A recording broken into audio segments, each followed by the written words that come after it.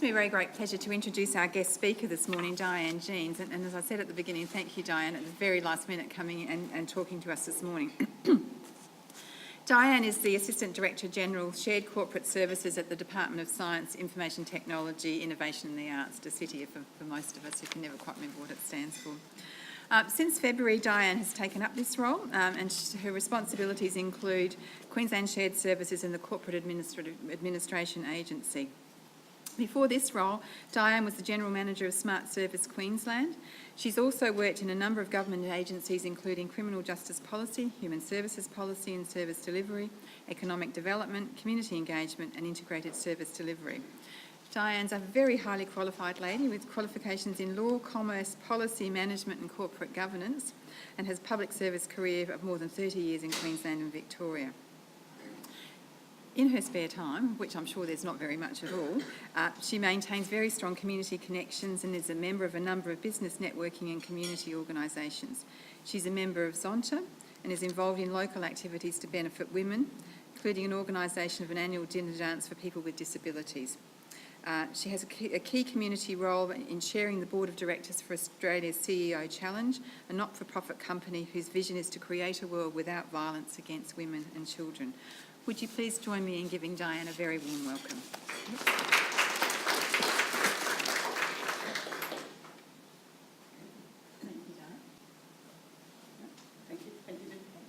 Thank you. It's a pleasure to be here this morning. What a beautiful building. I've just been admiring and hearing all about it, and it is a gorgeous building and a beautiful morning. As there was a saying, I was invited to do this speech on Tuesday morning and come along, so I did what everyone does. I googled what was going on. So I googled the topic of women in science and technology and leadership. So I got an enormous amount of literature around women in leadership, an enormous amount of literature about women in science and technology and why there's not enough of them, but nothing about women in science and technology and leadership together. So it was quite interesting not to find those topics going together at all. So I figured from that therefore women in leadership was a generic issue and it wasn't actually specific to science and technology, and it's an issue that women face generally, and that some of the things that insights I might have to offer about my journey would be useful to you. The Department of Science, IT, Innovation and the Arts has the only female DG now left in Queensland Government. So it is, it's a great pleasure to work with Sue Rickaby, who's our Director General. It is very sad though to see the fact that there is only one female Director General in Government. We had 5, I think, a couple of years ago, and they've gradually diminished and down to 1. We also have a Board of Management where 5 of the 9 members are female. And again, that's probably the influence of having a female Director General. Up until recently, we almost had 6, but we're back to 5. And so it actually brings a lovely feel to the Board of Management, which you probably don't see in lots of government departments, where you have a very strong female influence at the table and about how the conversations go. And women do lead and have different conversations than men, and so it's a pleasure to be part of that department at the moment. So I thought today I would just share some of my learnings and experience. My learnings is not in science and technology, although I work in a department that obviously has those names in it, and I've worked for the last 7 years in roles that have a strong technology component.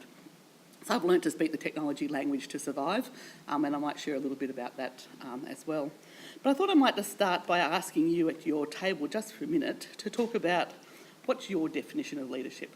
So just talk to the person next to you, just for just a couple of minutes. What's your definition of leadership? What would be the key elements of a definition of leadership for you? And we might just share some of those. You're all talking a minute ago, off you go. Get people to like to share what are some of the words and some of the ideas that came out over here when you're talking about what leadership means for you. What is leadership? Inspiring.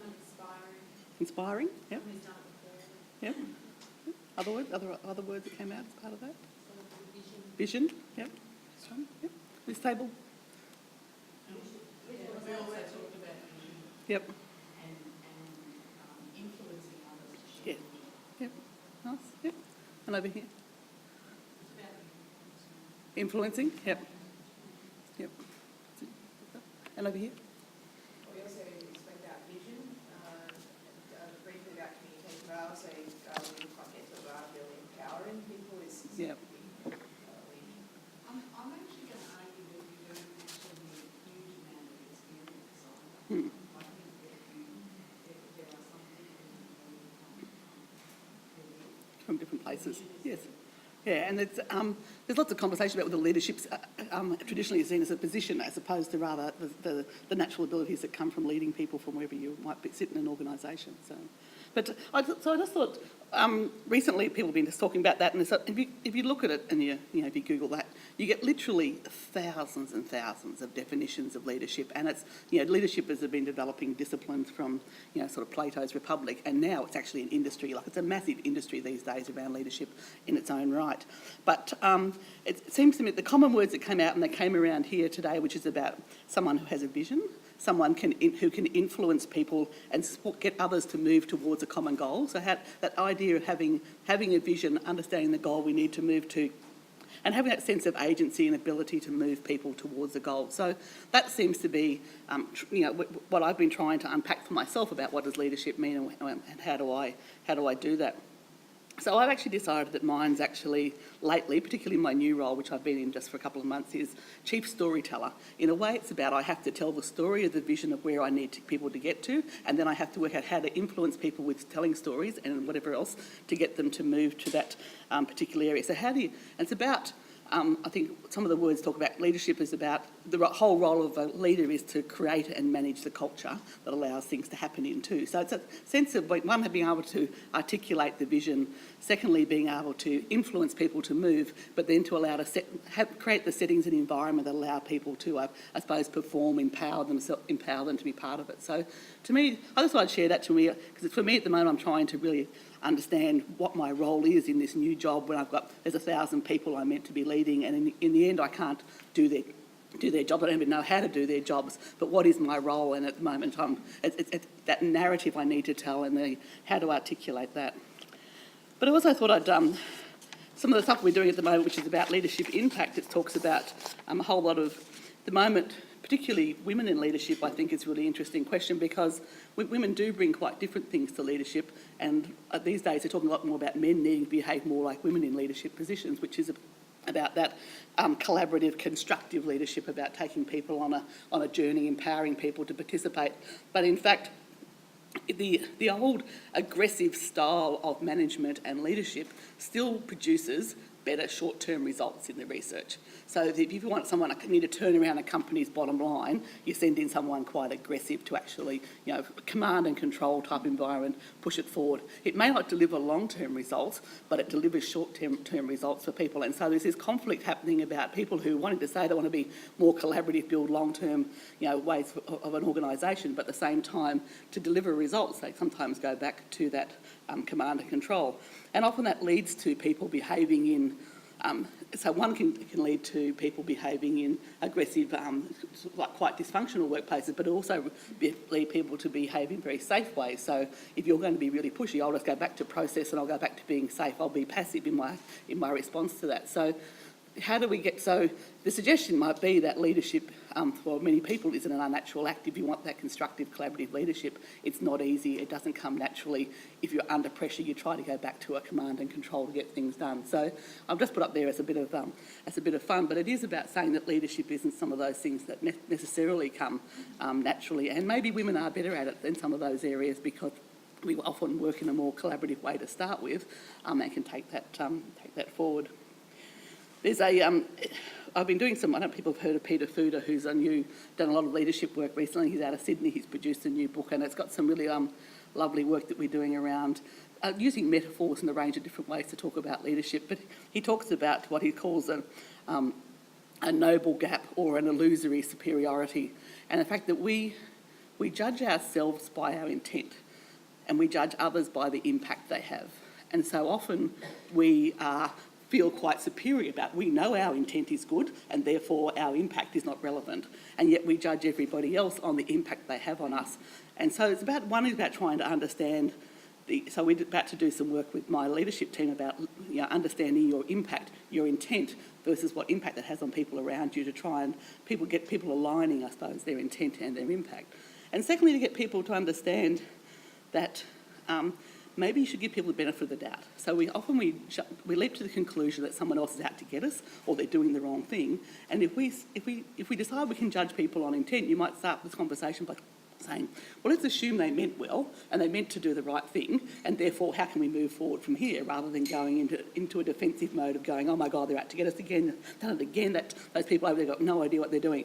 Natural reactions about, against some of the change and things we need to do. So I just put out to you the idea of illusory superiority is one that's had quite a powerful impact on me in the last 12 months, and trying to understand that how do I make sure that my impact is the same as my intent as we move forward.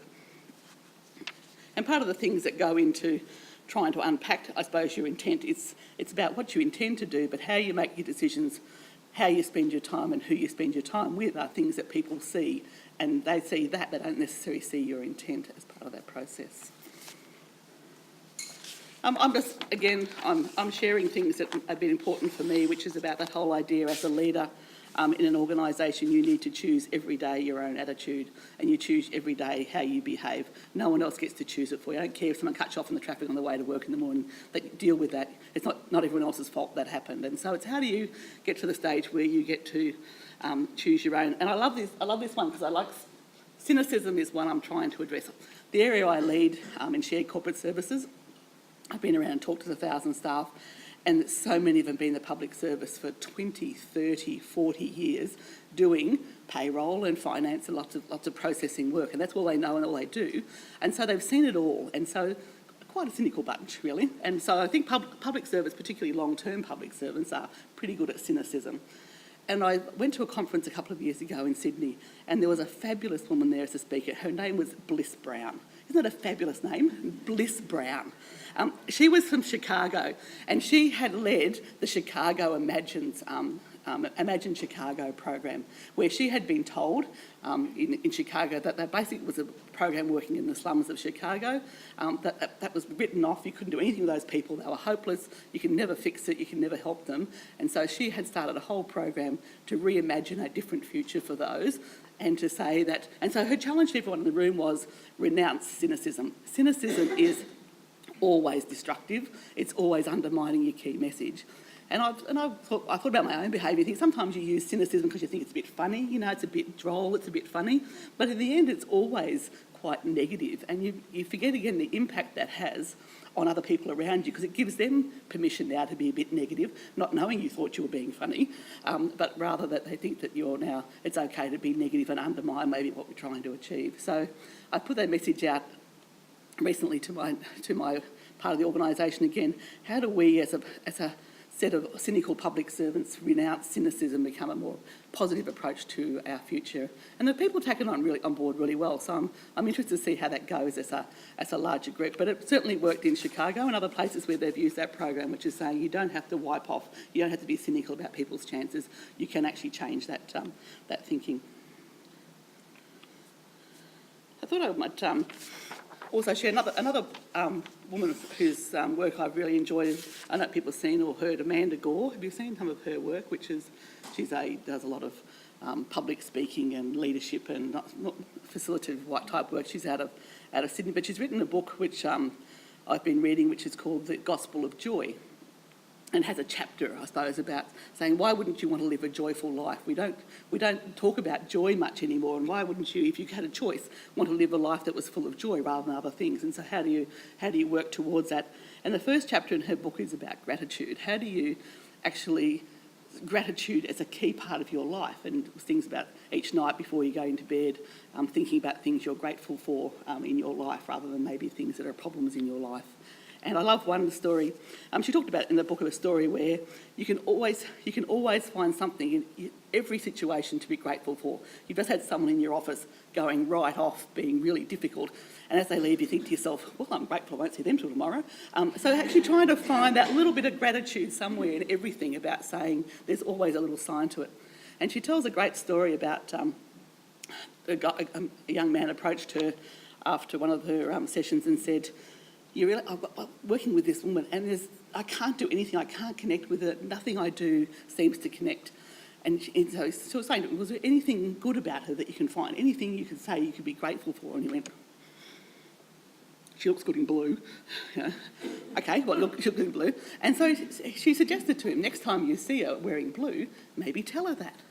And it was something as simple as that. Next time she was wearing blue, thank you, you're good in that blue dress, it looks really nice on you today. And it sounds simple, but it actually turned around that relationship, because suddenly she was open to having a different conversation because she got a compliment, and able to then see a different way of having a conversation.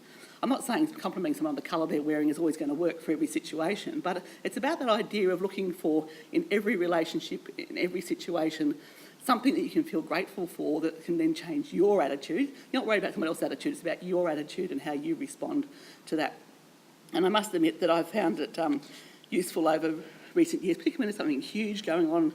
It's big in your life, and you know when you lie in bed at night and your head's just reeling with all the things that are going on in your life, and you can't sleep, and all the bad things you're imagining going through your head. And I've taken a practice of just saying, as I'm going to bed, I suppose in a way, just thinking in my own head, listing all the things I feel grateful for in my life, whether it's my family or it's something else or whatever is happening in my life that I can feel grateful for.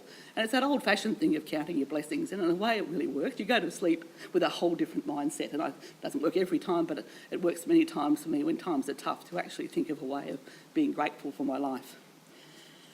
Chapter 2 in that book's called Compassion. I haven't quite cracked that one yet, but I'm good on gratitude. So it's but there are other chapters to move through over time. And I suppose another one of my insights is that one about we are all responsible for our own life. There is no one else responsible. And I've seen it so often in organisation, people expecting the organisation to provide them with development. You're responsible for making sure my career works. You're responsible for my learning and development. Going, really, you need to be responsible for your own life. You need to take control of those things for yourself. There's no one smarter or better coming to fix your life for you. It's your life. You need to take responsibility for it, and actually go out there and do what you need. It's a level of resilience about, you can ride with whatever it is and take responsibility for where you are and where you want to get to. And to me, it comes back to also some of that stuff about pick your battles. I remember I love a good argument, so I'll argue with anybody over anything just for the sake of having a good argument, and want to win at all costs. Doesn't really matter whether you're right or wrong, you still have to win that argument. And so it's been about trying to learn, for me, is about don't sweat that small stuff and actually pick your battles. Really, there's so many things that happen in life that it won't matter if it happens that way. You wouldn't have done it that way, and you can see a better way to do it. But in the overall scheme of things, it's not really important. Just let it go, and how to let a lot of stuff go and make sure the battles you are fighting are the ones that are important. And we do all try to be superwomen. We want to have our career, we want to have our families, we want to be involved in community, we want to be able to do everything, and you can't do everything perfectly. So therefore you have to decide, what are you going to delegate, what are you going to let go, what would it matter if the kitchen floor doesn't get washed for a couple of weeks, except if your mother lives with you and she insists the kitchen floor is washed every week, so it makes it hard. But it's about working through those things and finding different ways of letting those things go. I thought I might just share, given that my background isn't in science and technology, a little bit about me and technology. When I was offered the jobs 7 years ago of General Manager of Smart Service Queensland, I had worked primarily in policy and strategy roles. So I'd done policy around homelessness, policy, a lot of policing policy, those sort of areas. And suddenly I had a job which had delivered a significant call centre component. There's a major call centre in government, a whole lot of technology. I was responsible for technology that underpin it all. Had a vendor, you have vendors walking through your door daily trying to sell you new products and different things. And I found it really quite scary in terms of, I don't know technology, and that whole thing about it scares me a little bit. And I just had to say, well, you can't allow it to scare you, you have to go out there and find out about it. So I started attending lots of conferences in technology. I found a lot of the language totally indecipherable, but then I soon found out that no one else in the room knew what was going on either. It was really quite an empowering moment. I was invited to be part of this Queensland Government Innovation Fund. It was technology using in innovation, and there were all the technology guys around the table, and they're talking about blah, blah, blah, and I'm going, I've got no idea what they're talking about. And as I was leaving, I said to the guy I knew, what's blah, blah, blah? He said, I've got no idea. I went, I'm sitting there in that room, no one knows what it's about, and yet they're all pretending they do know it. So the big lesson for me was just ask. It doesn't matter if you look stupid, it's about asking, because half the people in the room aren't going to ask, and they don't know what's going on either. So my big lesson was about learning to ask. I got to tell you, the good thing about doing anything in IT, at any conference, the female toilets are totally open to you. You go to most conferences, lining up for the toilet at morning tea break. mean, at an IT conference, walk in, choose your cubicle. No, no problem at all. So that's one of the small advantages. And I think when Sue Rickaby moved into this job, she said to me that technology was the area that she was least familiar with too. She'd done a fair bit she'd done science, she'd done arts, she'd done other things, but a bit of good advice given to her was these three people. This guy here, he's totally over the top, always gung ho, always trying to going over the edge on things. This guy here is totally conservative, will always give you that. And this guy in the middle here is good, wise, experienced person. Put the three of them in a room and get their advice. And you'll get somewhere amongst those three, you'll find the right advice. So what a great way of telling someone not to be scared about technology. Just pick your advisors, but pick a variety of advisors who come from different directions. And then as part of that, you can find your way through it. So it no longer scares me that I have to front up to major technology companies and negotiate big contracts and to try and talk about payroll systems and whole of government ERPs and all those things. So I still don't know necessarily what I'm talking about, but no one else knows I don't know either anymore. So it's okay. I can now fudge it with some of the rest. Lastly, I just wanted to talk to you about. I recently went through an executive capability development assessment, which the state governments had all its senior public servants going through.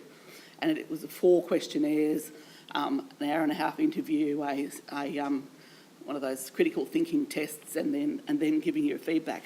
And the one question that really stumped me, as I'm an experienced public servant leader, and the question was, the guy said to me, "Tell me about what your leadership framework is." And I went, yeah. How do I articulate my own leadership framework? I use bits of things I've heard from those thousands of leadership gurus, things that suit my style, things that are part of me. But if someone asked me to articulate, I was totally stumped. And so I went away from that as part of my development plan was develop and articulate your own leadership framework. So if someone asks you that question, or you can, if people who are working with you or for you, you can actually be very honest about what you stand for. And so I've worked with a few people. I haven't finished this yet because this only happened late last year and I've been a bit busy lately. But I've worked with people in the leadership and people space that I trust to develop, I suppose, at least the 4 quadrants of what I think a leadership framework will include for me. So one, it will be about the heart. What are my principles and values and beliefs? And I should articulate those so everyone knows what I stand for, so there's no misunderstanding about that. Secondly, it's about understanding myself and knowing myself and be really understanding my impact versus my intent and articulating, I suppose, the essence of who I am in those sort of terms. But then starting to say, I draw on a whole lot of strategies and behaviours how do I articulate the behaviours I expect and I will live up to, and how do I sort of pull together the strategies that I use to do my leadership. And finally, all the models and frameworks I draw a bit from, how to be maybe honest about where I've drawn things from and maybe just keep adding to that as you go on. And so I've set this up, I'm about to set it up, and decided to do it as a collaborative exercise with other people rather than just me articulating it. So I've got this huge piece of paper, which has been sort of put on the wall, draw the 4 quadrants and start putting stickies up of the things that I think I believe in and the models and things that I want to work with. And I'm going to invite people to add to it and to advise me and tell me what they think about my leadership, and make it a process where it's other people can contribute to my leadership framework and the way I go forward.